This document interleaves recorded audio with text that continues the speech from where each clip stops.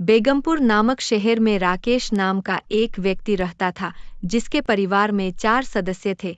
एक बेटा हीरा नाम का, बेटी निशा, बीवी सुमन। वे लोग सामान्य परिवार से थे। बेटा हीरा, तुम्हारी तो अब पढ़ाई भी पूरी हो गई है, अब कोई काम धंधा देखो। हाँ पिताजी, कल मैं जॉब इंटरव्यू के लिए जाऊंगा। भगवान की कृपा होगी तो मुझे कल ही कोई जॉब मिल जाएगी। हाँ भैया, जब आपकी जॉब लग जाएगी तो आप मिठाई लेकर आना घर पर।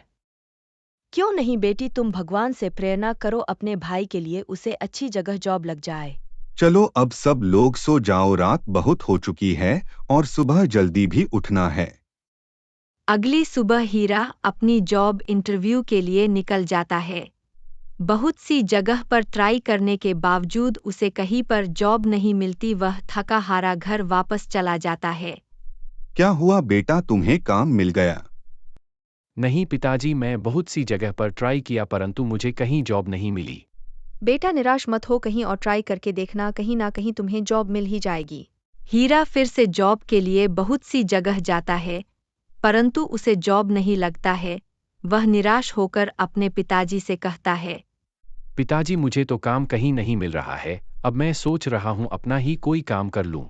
लेकिन बेटा, तुम अपना क्या काम करोगे? पिताजी मैं साइबर कैफे की दुकान खोल लेता हूँ। इसमें तो बहुत सारे पैसों की जरूरत पड़ेगी, इतना पैसा हम कहाँ से लाएंगे? मेरा तो काम ऐसा है जिसमें इतनी आमदनी होती है जिससे घर भी मुश्किल से ही चलता है। पिताजी मैं कहीं से इंतजाम करके देखता हूँ। हीरा अपने दोस्तों से पैसा मांगता है, लेकिन उसका कोई भी दोस्त उसे पैसा नहीं देता है।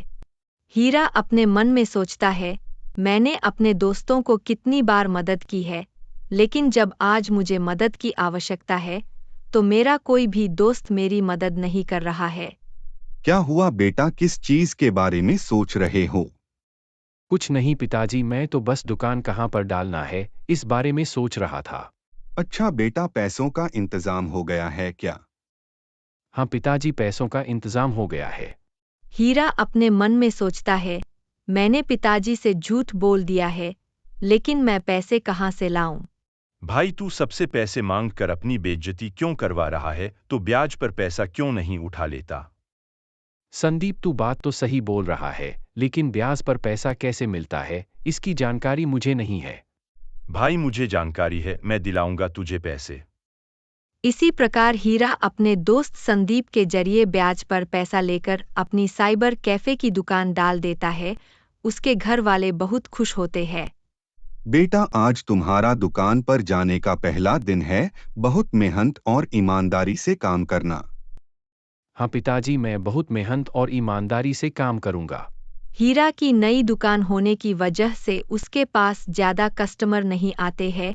कुछ दिन बाद मैंने इतना सारा पैसा ब्याज पर उठाकर दुकान तो डाल दी है, परंतु मेरी तो इतनी कमाई नहीं होती है जिससे मैं ब्याज का पैसा भी भर सकूं। कैसा चल रहा है बेटा तुम्हारा दुकान? पिताजी, नई दुकान होने की वजह से कुछ खास काम नहीं चल रहा है। कुछ दिन ऐसे ही बीत जाने के बाद भी हीरा की दुकानदारी ज्यादा नहीं चलती है। हीरा दिन प्रतिदिन और कर्जे में आ जाता है और कर्ज वाले उसे पैसा मांगने आते रहते हैं। हीरा को यूट्यूब पर शॉर्ट वीडियो बनाने का बहुत शौक होता है। हीरा खाली समय में यूट्यूब पर शॉर्ट वीडियो बनाकर डालता था। ऐसी कुछ दिन बीत जाता है। निशा की अम्मा, कल निशा बेटी को लड़के वाले देखने आएंगे। लेकिन हीरा के बाबा, हम अभी इतना पैसा कहाँ से लाएंगे जिससे अपनी बेटी की शादी कर सके? अरे तुम टेंशन क्यों ले रही हो? 1 साल में मेरे बेटे ने घर में पैसा नहीं दिया है और मैंने मांगा भी नहीं है। मुझे पता है मेरा बेटा बहुत सारा पैसा जमा कर लिया होगा। अपनी माँ और पिताजी की सारी बातें हीरा सुनकर मायूस होकर सोचने लग जाता है। मेरे पिताजी ने मुझसे कितनी बड़ी आस लगा रखी है, लेकिन जब उन्हें मेरे कर्ज के बारे में पता चलेगा तो उन पर क्या बीतेगी। हीरा वहां बैठकर यह सारी बातें सोच ही रहा होता है कि उसके पिता राकेश हीरा को बोलने लगते हैं। बेटा, तुमने तो अभी सुना ही होगा, कल तुम्हारी बहन को देखने लड़के वाले आ रहे हैं। अगर बात बन गई तो जल्दी हम अपनी बेटी को विदा कर देंगे। हाँ पिताजी, क्यों नहीं, जैसा आपको ठीक लगे। बेटा मैं तो अब तक जो भी कमाया सारा धन तुम लोगों की अच्छी पढ़ाई में लगा दिया। बेटा तुमने एक साल में कितना पैसा इकट्ठा किया हुआ है? बातों में आकर गुमराह हो गया था।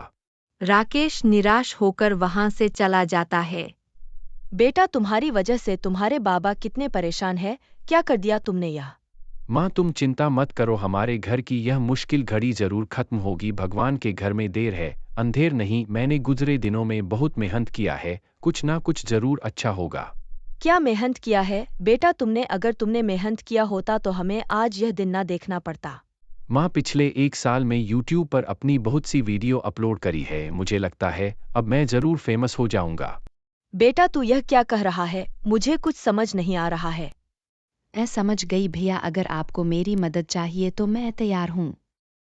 हाँ निशा, आज से हम दोनों भाई बहन मिलकर खूब मेहनत करेंगे और दिखा देंगे पिताजी को कि मैं निठल्ला नहीं हूँ।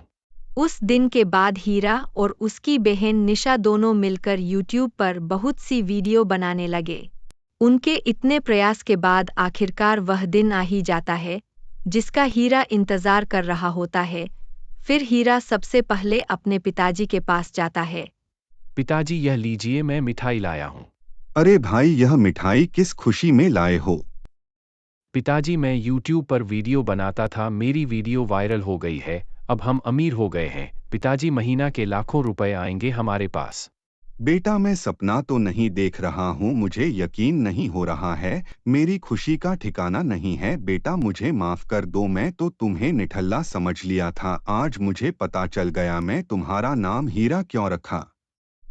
देखा जी, आपने मेरे बेटे ने कर दिखाया। अब हम अपनी बेटी की शादी धूमधाम से करेंगे।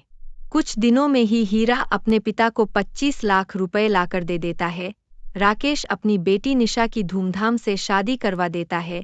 वह लोग एक खूब शानदार घर भी खरीद लेते हैं। उनके घर के हालात पहले से काफी अच्छे हो चुके होते हैं। इस कहानी से हमें यह सीख मिलती है, हमें किसी को भी निठल्ला नहीं समझना चाहिए। हर व्यक्ति में एक न एक अच्छी खूबी जरूर होती है।